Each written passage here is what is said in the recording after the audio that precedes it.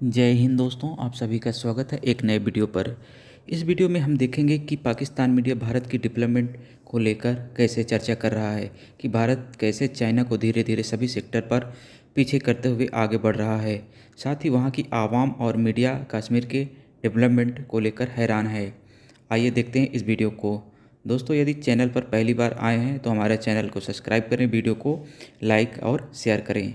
आइए देखते हैं वीडियो। आप मॉर्गन स्टैनली की आज बात कर रहे हैं, उसमें उन्होंने चाइना की जो डाउनग्रेड किया है और भारत की उन्होंने इक्वल वेट से उसकी रेटिंग को ओवरवेट वाले किया दिनों है। में ना हो, लेकिन हमारे यहाँ पे ये कंसेप्ट है, गलती मान लेंगे तो हमारी शान में फर्क आ जाएगा। हम ये मान लेंगे कि हमारी ये हार हुई, ये नहीं, जंग हार गए, वो जंग हार गए, फिर बेहतरी नहीं हो सकती। फिर ऐसे ही है, फिर बेहतरी नहीं हो सकती। आप पावर बन जाते। अगर ये पार्टीशन ना होती, ना इंडिया से पाकिस्तान अलग होता, ना पाकिस्तान से बांग्लादेश अलग होता। हाँ। मेरा ख्याल है सर, अल्लाह ताला खैर खरीद रखे। इलेक्शन जो है वो होते हैं, एक स्टेबल गवर्नमेंट पाकिस्तान की आती है, जो एक स्टेबल फॉरेन पॉलिसी जो है या अमेरिका के साथ ताल्लुकात या बाकी हमसायों के साथ ताल्लुकात। आप मॉर्गन स्टैनली की आज बात कर रहे हैं, उसमें उन्होंने चाइना की जो डाउनग्रेड किया है और भारत की उन्होंने इक्वल वेट से उसकी रेटिंग को ओवरवेट किया है। और उन्होंने मैक्रो इंडिकेटर्स थे उनके लिहाज से उन्होंने बताया है कि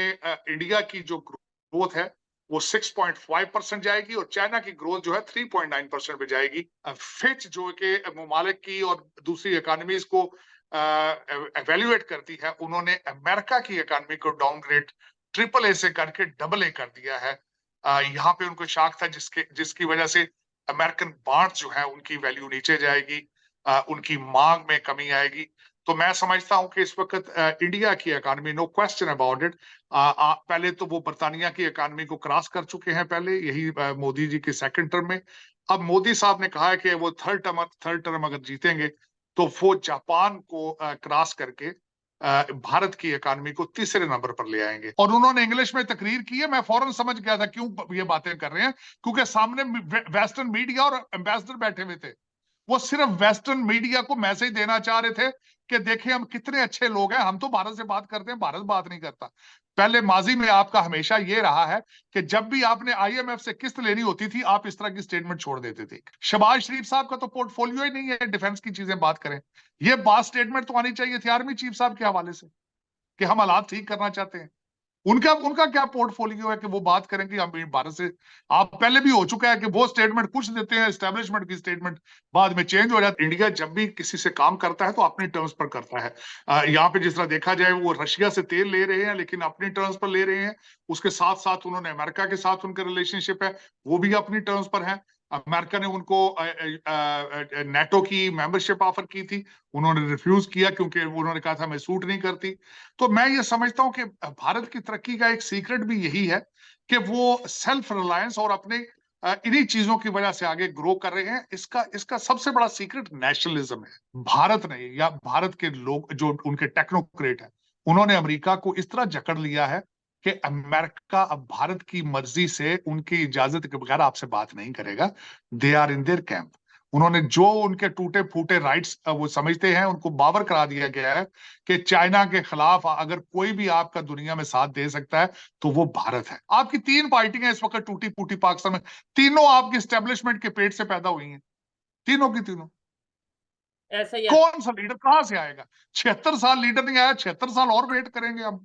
और सबसे बड़ी बात आपको मैं बताना चाहता हूं, पाकिस्तान अब आप हर सीरियस इशू पर डायलॉग करने को रेडी हैं, टेबल टॉक करने के लिए रेडी हैं। फिर इंडिया से रिस्पांस आता है कि इंडिया तो हमेशा ही अपने तमाम नेबर्स कंट्री के साथ, खास तौर पे पाकिस्तान के साथ रिलेशन बेहतर करना चाहता है, लेकिन पाकिस्तान को चाहिए कि वो पहले टेररिज्म के ऊपर कंट्रोल करे। फिर इन चीजों के ऊपर यूएस की तरफ से ऑफिशियल स्टेटमेंट आती है जो कि बहुत हैरान करने वाली होती है, जिसमें यूएस की तरफ से ये कहा जा रहा है कि अगर इंडिया और पाकिस्तान के दरमियान में डायलॉग होते हैं तो यूएस उसे सपोर्ट करेगा। इसके साथ साथ एशिया में एक मतलब इंटरनेशनल लेवल पे रिपोर्ट आई है कि जिसमें इंडिया को एशिया की मोस्ट प्रेफर्ड मार्केट कहा गया है और इसमें चाइना को बिल्कुल थोड़ा सा जो सा है वो दचका भी लगा है। कश्मीर की बात करें, जो इस टाइम पाकिस्तान साइड कश्मीर है और दूसरे साइड पे जो इंडिया साइड कश्मीर है, दोनों में डेवलपमेंट में क्या फ़र्क देखते हैं आप? डेवलपमेंट में ये है फ़र्क, तो ज़ाहिर इंडिया वाले तो ज़्यादा पैसा खर्च कर रहे हैं अपनी उस कम्युनिटी के ऊपर, ठीक है, लेकिन जो हमारी साइड पे कश्मीर है, इस पे तो अभी सियासत चल रही है। इन लोगों की हालत ज़ाहिर इसी तरह है, एजुकेशन का निज़ाम यहाँ से ठीक नहीं है, करप्शन का बोलबाला है। ट्रांसपोर्ट की बात करें, ट्रांसपोर्ट की बात है, जैसे जलजला आया था तो बहुत सारे मिनिस्टरों ने घर के अंदर अपना सामान वो सारा ले गए थे। आपको पता वहाँ बड़ी करप्शन हुई, लेकिन कुछ जो सियासी तंजीमें हैं, जो रफाई तंजीमें हैं, जैसे अल खिदमत है और इस तरह की बहुत सारी तंजीमें हैं, रेड क्रॉस वगैरह है, इन्होंने बहुत काम किया। देखें वो तो फिर जहाँ पे भी कोई जुल्म होगा इंसानियत के लिए कोई ना कोई तो बात करेगा, ये तो बात है, हेल्प भी लोग करते हैं, लेकिन गवर्नमेंट क्या कर रही है? गवर्नमेंट के लेवल के ऊपर जो है ना, वो अभी तक तो कोई सिंसियर उनको भी लीडर नहीं मिला।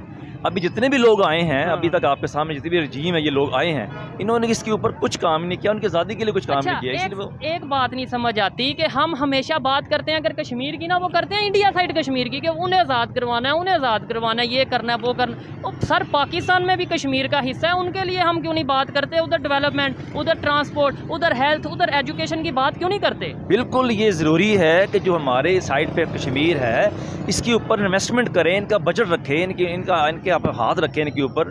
इसमें एजुकेशन तो बहुत ज़रूरी है, फिर इनकी जो एम्प्लॉयमेंट है वो बिल्कुल है ना होने के बराबर है, फिर ये गुर्बत के इंतहा वहाँ इस एरिया के अंदर, और लोग गरीब हैं, उनकी कोई परेशान मतलब है लोगों ने। मैंने तो कश्मीर का विजिट किया, वो ये कहते हैं कि बिजली यहाँ से बन के जा रही है, यानी कश्मीर से, और वहाँ पे बिजली पे ज़्यादा एक्स्ट्रा टैक्स भी उन्हें लग रहा है और बहुत सी इश्यूज का सामना। इसमें ना मैं फ्रैंकली स्पीकिंग आपको बात बताऊँ कि जो इस वक्त क़यादत है ना कश्मीर के अंदर, वो सिंसियर क़यादत नहीं है।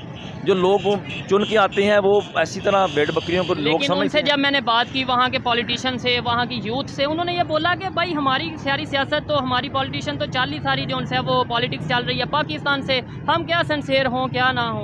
ये बात ठीक है कि पाकिस्तान को डिक्टेट करता है यहाँ से, और उन कश्मीरियों को कहते हम आज़ाद हैं। ये वो भी बेचारे अभी आज़ाद नहीं हैं, उनको डिक्टेशन होती है यहाँ। मकसद हमारा ये रहा हमेशा से 75-76 साल से, कश्मीर बनेगा पाकिस्तान, कश्मीरियों को जो उनसे वो हक दिलवाना है। अभी आज की खबर ये है कि जो जम्मू एंड कश्मीर है, जो इंडिया साइड कश्मीर है, वहाँ पे 200 के करीब इलेक्ट्रिक बसेस जो सी हैं वो इंडिया की तरफ से, इंडियन गवर्नमेंट की तरफ से वहाँ पे प्रोवाइड की गई हैं। कुछ ही दिनों में वो प्रॉपर वर्किंग में आ जाएंगी और रोड पे आ जाएंगी। क्या समझते हैं, हमारे यहाँ के कश्मीर में भी उस तरीके से हमने चीज़ें प्रोवाइड की? बात ये है जनाब कि जब तक आप खुद मुस्तहकम नहीं होते, आपकी आवाज़ किसी दूसरे के लिए भी हमें तवाना नहीं हो सकती। ऐसे ही है। अगर मगरब में वेस्ट जो है वो मजबूत है, तो वो अगर मशरकी तैमूर की बात होती है तो वो जनाब चंद दिनों के अंदर अंदर उसका फैसला हो जाता है। बिल्कुल। तो उसकी वजह यह थी कि उसके पीछे एक मजबूत लॉबी जो है वो मौजूद थी। यहाँ पे जब तक हम खुद पाकिस्तान को मुस्तहकम नहीं करते थे, आपकी आवाज़ जो है, ठीक है, वो कहीं पे सुनी नहीं जाएगी। यानी हम बात करते हैं कश्मीर को आज़ाद करवाने की, हम खुद अगर हकीकत में देखें तो जब तक पाकिस्तान के हुसूल के लिए जब आपने कुछ मकासद अपने पेश नज़र रखे थे, तो मैं समझता हूँ कि अभी तक हम उनसे बहुत दूर हैं। ठीक है, कश्मीरियों के लिए हमने क्या किया ये बताएं 75-76 साल में? ये सवाल वो मैं समझता हूँ कि वो अभी तक तो सिर्फ जुबानी जमा खर्च किया था, नारे लगाए हैं। तो जब तक आप अपने आप को बेहतर नहीं करते, अपने मुल्क के हालात बेहतर नहीं करते, आपकी आवाज़ सुनी नहीं जाएगी। तो इंडिया के लिए तभी आपकी आवाज़ जो है वो तवाना होगी जब आपका पाकिस्तान मुस्तहकम होगा। क्योंकि जब आप इंडिया के लिए बात करते हैं कि जनाब वहाँ पे बुनियादी इंसानी हकूक़ जो है मुतासर हो रहे हैं, ये हो रहा है, वो हो रहा है, तो वो कहते हैं जी पहले आप अपने मुल्क की तरफ तो देखें। हाँ, तो अलग होने के बाद हमने ऐसा क्या किया जिस पे हम फख्र कर सकें कि भाई हम आज़ाद हैं? नहीं, असल बात यह है कि हमें 47 से आज़ादी नहीं मिली। ये जो पार्टीशन हुई है ये अंग्रेज़ ने कराई है। अपने मकासद के लिए, ताकि ये हिंदुस्तान एक बड़ी ताकत ना बन जाए। ठीक है, ये उन्होंने कराई है, और हम 47 से लेकर आज तक आज़ाद नहीं है। 47 से लेकर आज तक हमें वोट का हक नहीं दिया गया। ठीक हो गया। अच्छा, अगर हम लोग इकट्ठे होते, आपको लगता है कि हम दुनिया की बड़ी पावर बन जाते? अगर ये पार्टीशन ना होती, ना इंडिया से पाकिस्तान अलग होता, ना पाकिस्तान से बांग्लादेश अलग होता। हाँ, ये जो है ना, ये मतलब किसी कौम की ताकत जो होती है यूनिटी होती है। बिल्कुल ऐसे ही है। ये उन्होंने मजहबी मुनाफरत फैलाकर अंग्रेज़ों ने ये यूनिटी को परा किया और उसमें जितना भी किरदार है वो ब्रिटिश सरकार का है। उन्होंने सारा कत्लेआम करवाया, उन्होंने ही सारा जो है उसके जो जेंट्स जो थे वो जो कार्रवाई कर रहे थे और ज़बरदस्ती लोग